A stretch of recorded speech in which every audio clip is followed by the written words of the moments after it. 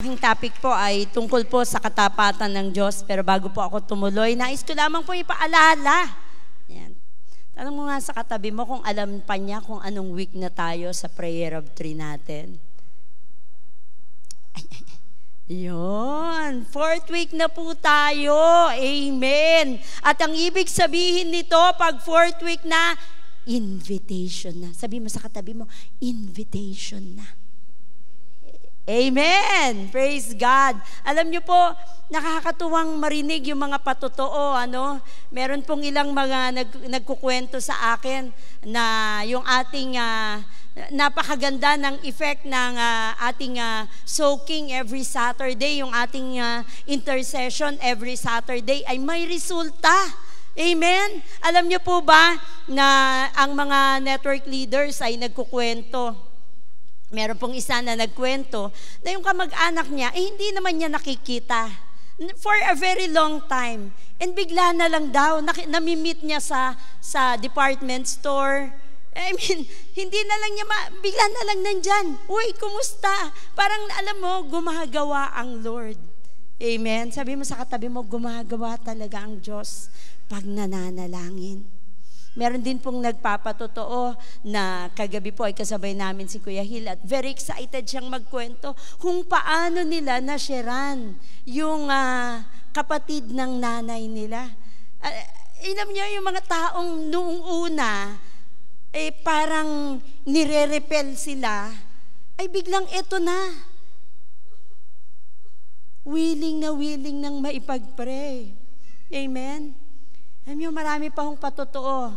Meron din si Sister Luz, ay pinapatotoo din niya, yung boss niya ay naging open din. Ito rin ang kritiko niya sa kanilang gawain sa office. Pero naging bukas.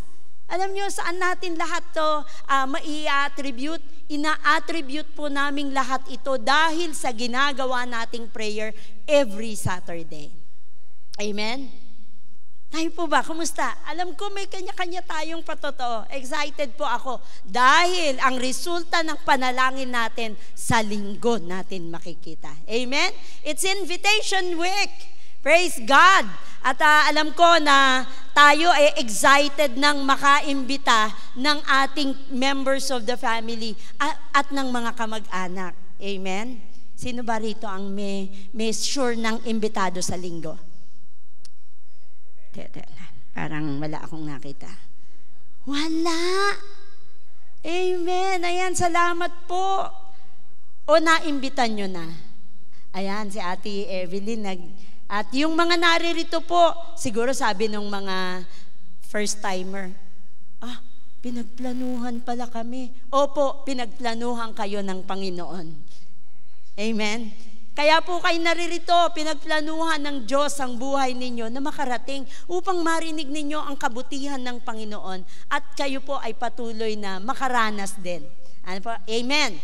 So ngayong hapong ito ay nais ko pong tingnan natin ang kabutihan pa ng Panginoon.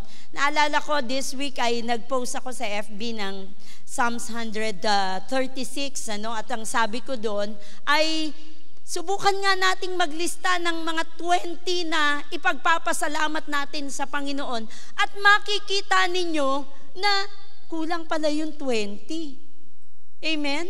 Ako rin po sinubok ko, sabi ko, Lord, kasi nabasa ko po sa buong 136 ng Psalms, alam nyo kung pupuntahan po ninyo kung mababasa po ninyo yung buong 136, ay grabe, wala pong sinabi kundi ang bawat verses ay merong nakalagay na His faithful love endures forever. For 26 verses ay may nakalagay na His faithful love endures forever. Dahil talaga namang ang dami nating pwedeng ipagpasalamat sa Diyos. Amen?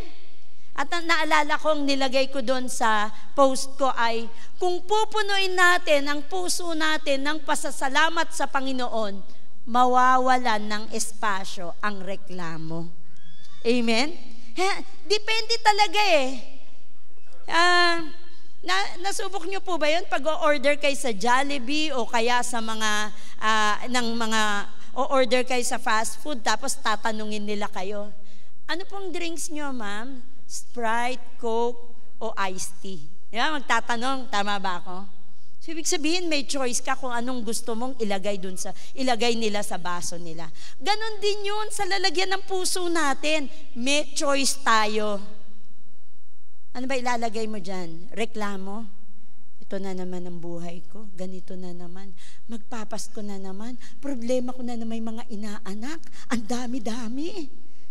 Di ba? Wala pang December.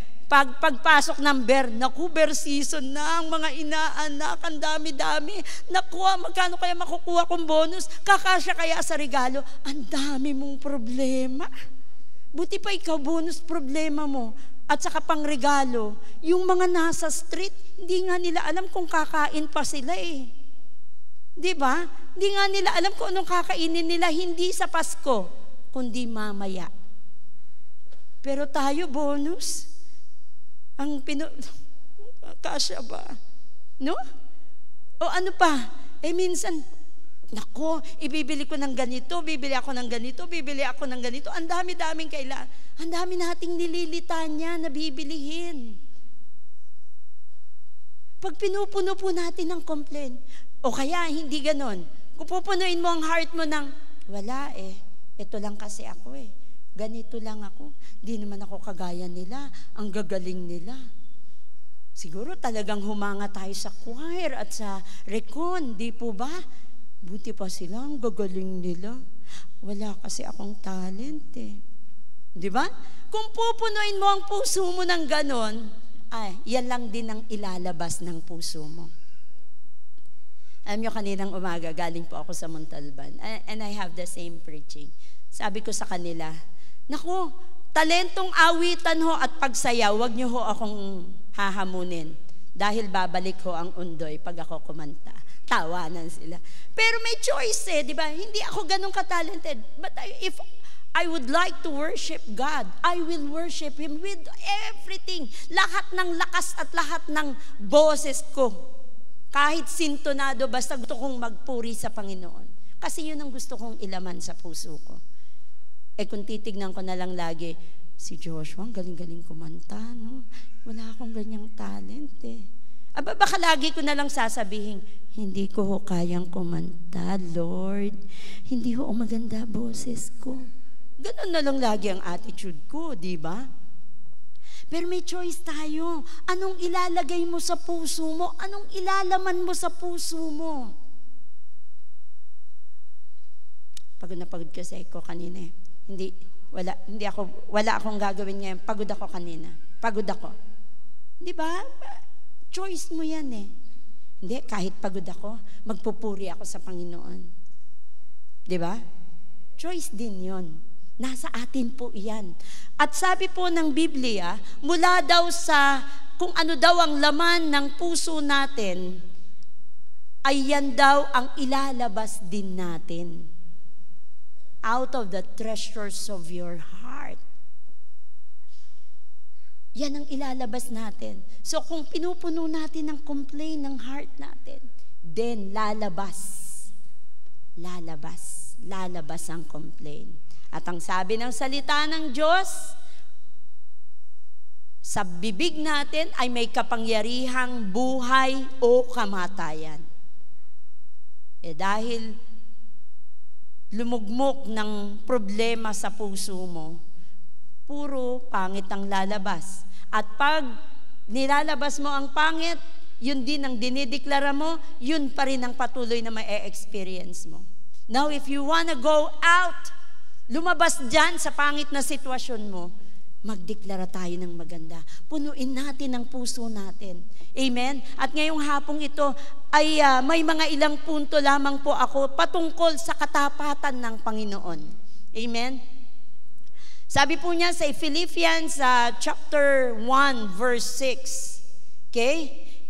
And I am certain that God who began the good work, ang Diyos daw na nagpasimula ng mabuti, mari bang pakitaas ng mga taong nakaranas ng kabutihan ng Diyos? Ang dami. Lahat tayo nakaranas. Praise God! Amen! Sige po, palakpakan natin ang Panginoon. Tapos sabihin mo sa katabi mo, itong verse para pala sa'yo. Sige, itong verse para pala sa'yo. Kuya, NLT version ang aking version, kung meron ka, ano. Sabi niya, who began the good work within you. May sinimulan ng mabuti ang Diyos. At sabi niya, will continue His work until it is finally finished. Sabi niyo, may nasimulan na, no? Hindi daw yan hihinto. Hindi hihinto ang Diyos hanggang hindi maging ganap yung mabuti na sinimulan ng Diyos sa buhay natin. Amen. So, panghawakan lang natin yung, punuin natin yun ng puso, punuin natin ang puso natin ng umaasa sa Panginoon. Umasa tayo na may maganda siyang ginagawa sa buhay natin at may maganda pang gagawin. Amen? Una po, about the faithfulness of God. Number 1, His faithfulness has no favoritism. Minsan sasabihin lang natin, ay kasi sila mas magagaling kaysa sa amin eh. Hindi, siya kasi mas matalino. Siya kasi maraming talento. Alam nyo, kung pupuntahan po natin ang Acts chapter 10, makikita natin dito na walang favoritism ang Diyos. Acts chapter 10 is about Cornelius, isang hintil. Alam niyo naman, nung panahon nila, kapag Gentile, hindi pwedeng humalubilo ang isang Hudyo sa mga hentil. But at this point, ay pinapunta ng Diyos si Peter sa bahay ni Cornelius. Okay. At pagpunta niya doon, sabi niya, ay, bago siya nagpunta doon, ay nagkaroon siya ng isang vision. Sabi, doon sa vision ay may bumabang isang kumot na may lamang mga four-legged animals, may mga reptiles. At sabi ng Lord, sige, Peter, kumuha ka ng isa at katayin mo at lutuin at kainin mo. Sabi ni Peter, ay, Lord, hindi ako kumakain ng ganyan. Yung mga hindi malilinis, hindi kinakain sa law namin yan. Bawal sa amin yan. No? Pero anong sabi ng Panginoon? Do not call something unclean if God has made it clean. Huwag daw nating tawaging hindi malinis. Minsan kasi tayo naglalagay ng standard no? Ito, magiging mabuting disciple ito. Mabait yung chismosa sa kanto, hindi ko sharean yun. Salbahe, chismosa yun. Naku, lalo na yung dun sa kanto, lalo na yung, ang tawag dun, yung siga dun. Naku, iiwasan ko yun, hindi ko yun. Tayong naglalagay ng standard kung sino ang pwedeng sharean ng salvation o ng gospel o sino ang hindi. Ayoko dun sa kaklase ko. Sungit nun Ayoko nga. Naalala ko si Bishop nun, sabi niya sa preaching niya, there was a preaching na sinabi niya, sharean ninyo. Pag merong gumagawa ng masama sa inyo, sharean ninyo. Pag na-born again yun, nakaganti na daw kayo. Tama naman, di ba? Dahil marirealize niya, oo nga pala, mali ako. Patawarin mo ko, O, di ba? Kasi tayo mismo ang naglalagay ng standard kung sino ang malinis at hindi malinis. Kung sino ang karapat-dapat at hindi karapat-dapat. But the Bible said, namatay si Kristo upang ang sino mang manampalataya ay hindi mapahamak. Ibig sabihin, lahat pwede as long as mananampalataya. Amen? Hindi po limitado ang Panginoon. Hindi niya binabawas kung sino lang. Hindi niya hinihindian. Minsan tayo yon. Amen? Gayun din po para sa ating lahat. Hindi din namili ang Diyos, kaya tayo naririto. Amen? Kaya nga nung narinig yun ni Peter, ay pumunta siya at pinasundo ni Cornelius. At pagdating niya doon, ay pinapasok siya sa bahay ni Cornelius. Sabi niya, hindi bawal sa aming mga Hudyo ang pumasok sa bahay ng mga Hentil. Pero, sabi niya doon, verse 34, then Peter replied, I see very clearly that God shows no favoritism. Wala daw favoritism ang Diyos. Lahat tayo tanggap. Lahat ng tao tatanggapin niya. Lahat ng gustong lumapit, tanggap ng Panginoon. Kaya tayo din, wala na tayong favoritism. Mas mabait si A kaysa kay B. Kay A na lang ako. No? Iiwasan na, hindi na magkakaroon ng pagkakataong makarinig naman yung isa. Kaya nga po, ang goal natin mula po sa ating kapamilya, kapuso, kapatid, yan. Mula po sa ating mga pamilya, ay iimbita din tayo ng ating mga kaibigan. At iimbita din tayo, sabi mo, pastora, kapamilya at kaibigan lang eh. Meron din tayong pagkakataong umimbita ng mga hindi natin, basta kilala mo lang, nakikita mo lang, not necessary kaibigan mo. Kahit nga yung kaaway mo, sige, imbitahin mo. Malay mo, hinihintay na lang niyang sabihin mo, iniimbita mo siya. Amen? Marami pong nagkukwento sa akin, nagugulat sila. Yung mga taong hindi naman nila dati nakakausap, ay biglang lumalapit sa kanila, nakikipag-usap. Sabi nga sa akin one time, pastora, parang nagpapaimbita. Ano? Di ba? Kusa nang lumalapit eh. Dati naman parang iwas ang landas ninyo. Landas niya dito, landas niya doon. No? Parang hindi kayo pwedeng magsama. Pero, ngayon makikita nyo. Why? Because God shows no favoritism. Kapatid, ano man ang tingin mo sa sarili mo, if you see yourself lesser than others, mas magaling kasi siya, mas matalino, ako kasi walang kakayahan, ako kasi ganito lang ang kaya ko. Hindi yun ang tinitignan ng Panginoon.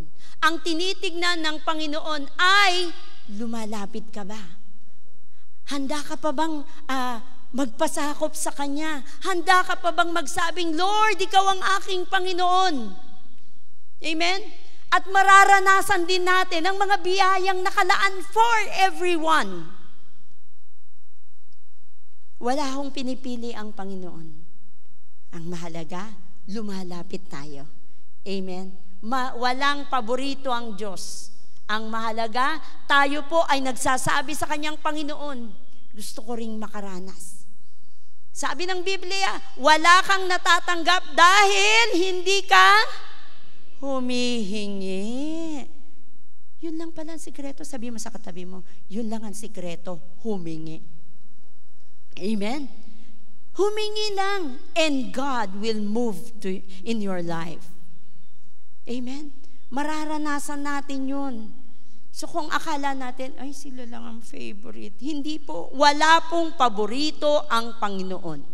Amen? Pangalawa, patungkol po sa faithfulness ng Diyos.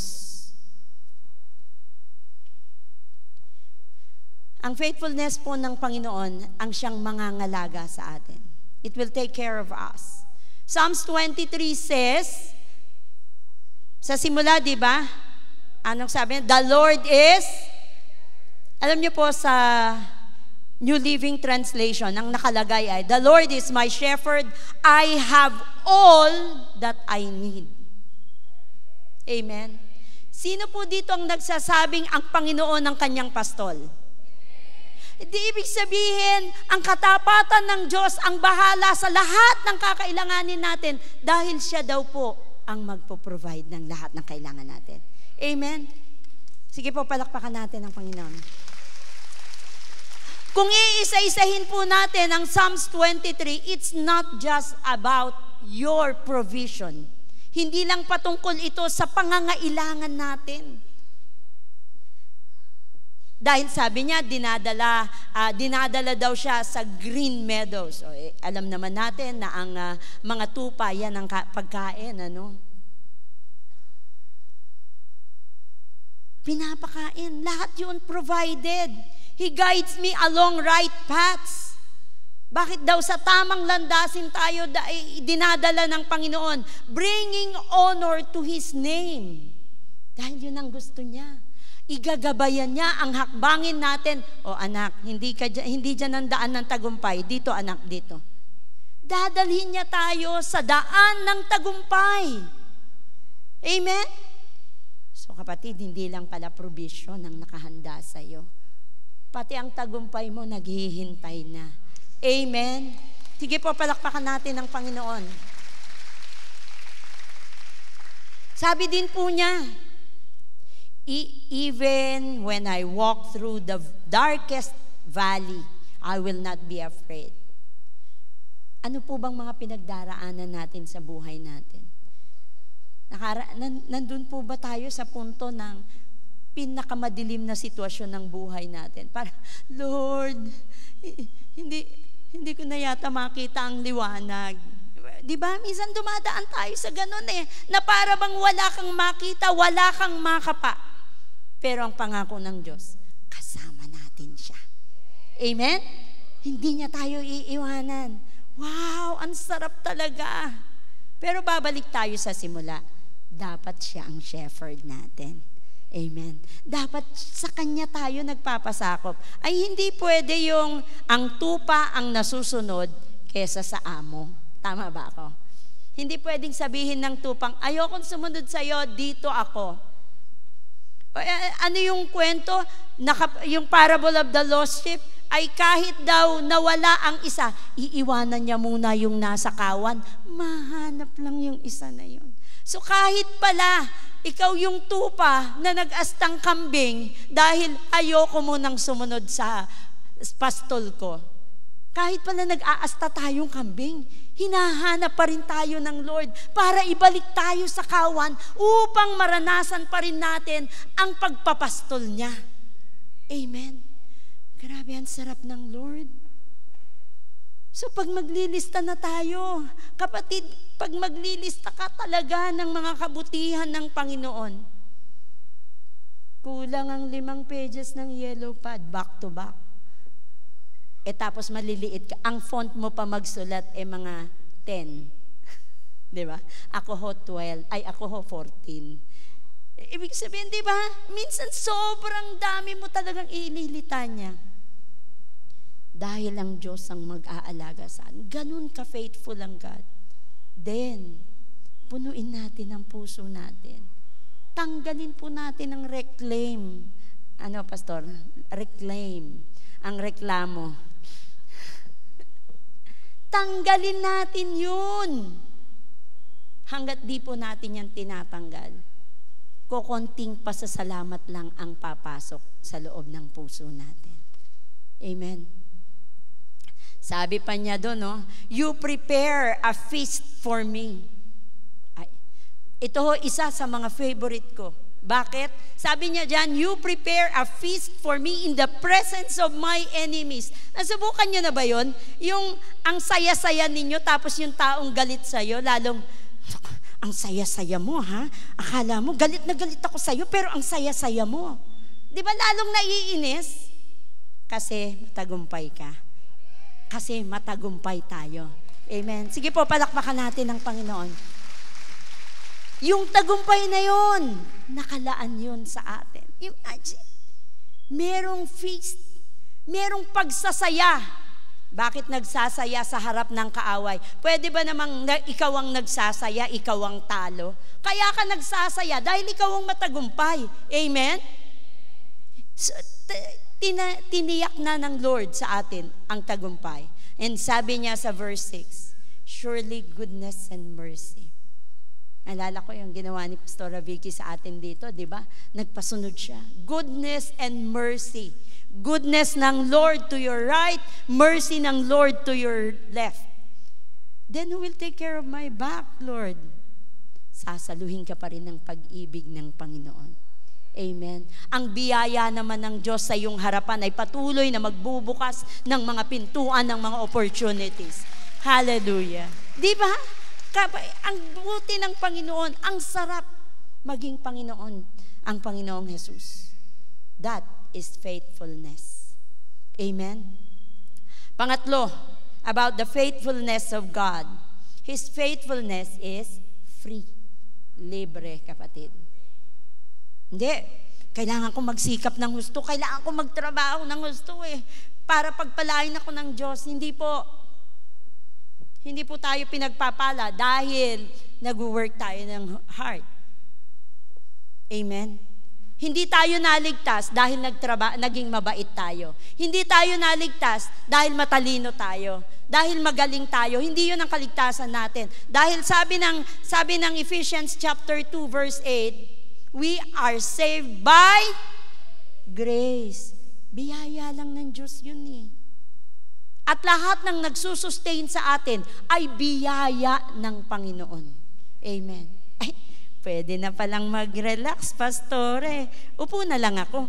Hindi ko na pala kailangang gumawa. Bakit?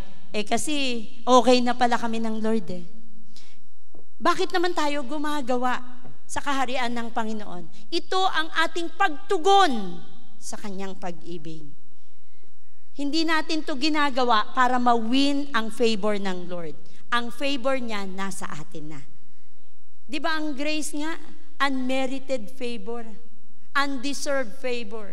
We do not deserve it, pero natatanggap natin.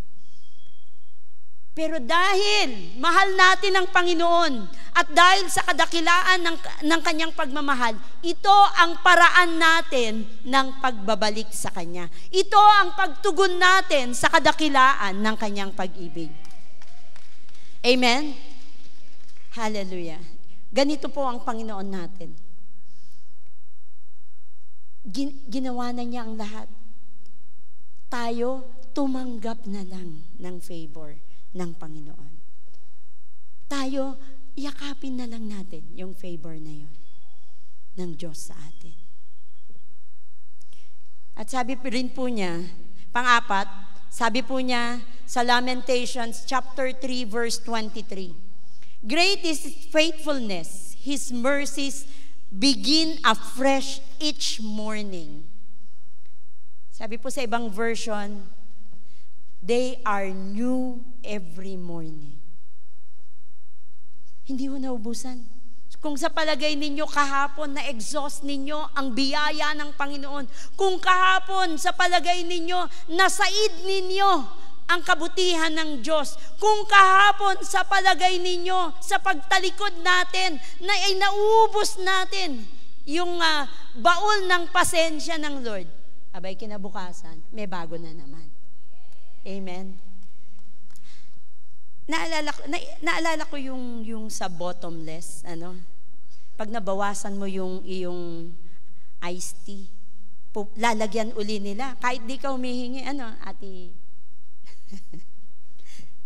Hindi po, joke lang. Dahil lahat naman tayo ganon, di ba? Lalagyan nila yon, di ba? Kahit di ka humihingi minsan automatic. Minsan naman, you have to ask, lalagyan nila. So, ganun ang Lord Every time na mababawasan yung lalagyan mo ng mercy niya, ng love niya. O anak, kailangan mo uli. O anak, kailangan mo uli. And it will be new every morning. Ang Diyos, hindi ganito ang Diyos. Copy-paste. Kahapon, ito ang biyayang kailangan niya. Kopyahin ko na lang yung kahapon, paste ko ngayon. Hindi ganun ang Diyos Sino ba? Narinig ko doon sa sasakyan. Kinukwento ng mga estudyante siguro yun. Yung report ni napansin mo?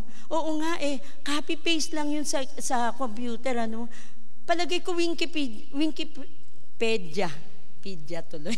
Tama ba? Basta yun. Sabi niya pati nga yung numbering nandun Ang Lord hindi ho copy-paste. Laging bago. Lagi mong i-anticipate sa heart mo, anong bagong ibibigay ng Lord ngayon? Dapat lagi tayo excited. Anong bagong sorpresa ng Lord sa iyo this week? Amen. Kasi laging bago.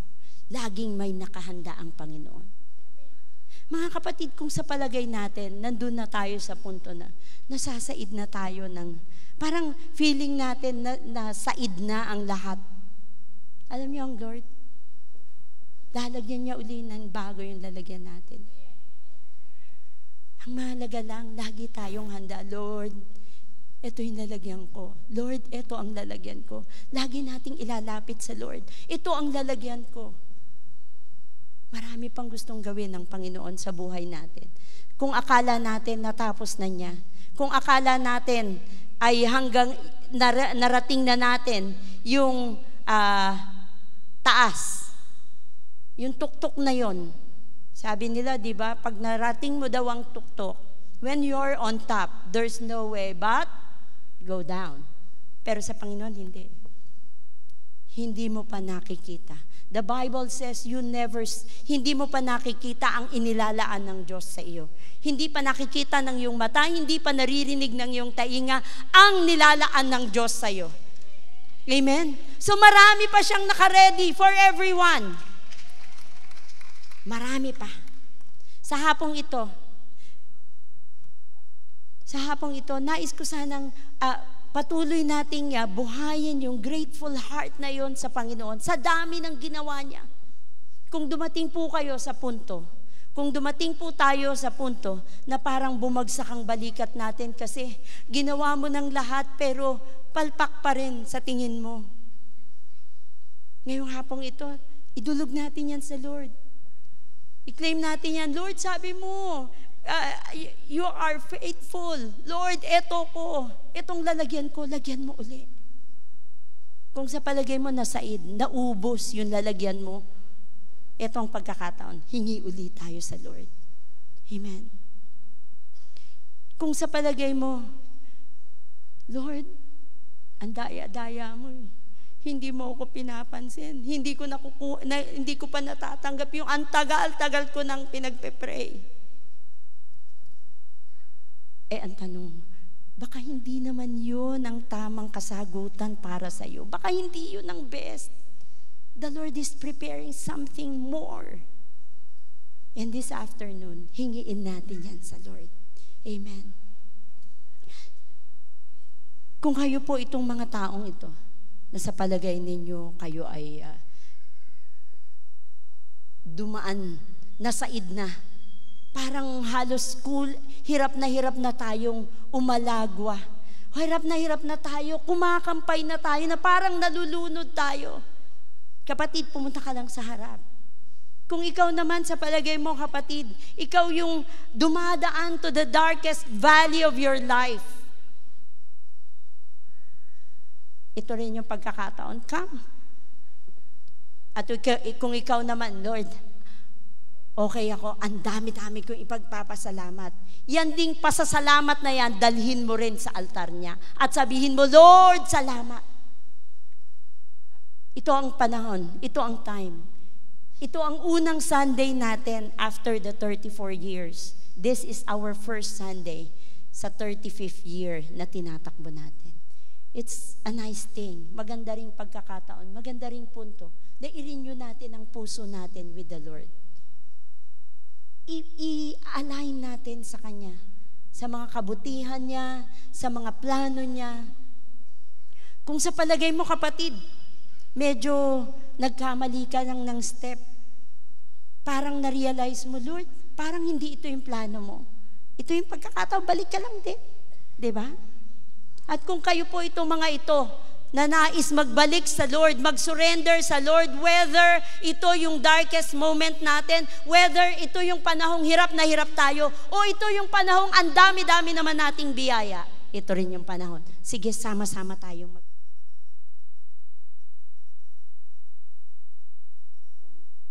ay patuloy po tayong magmuni-muni ng kabutihan ng Panginoon.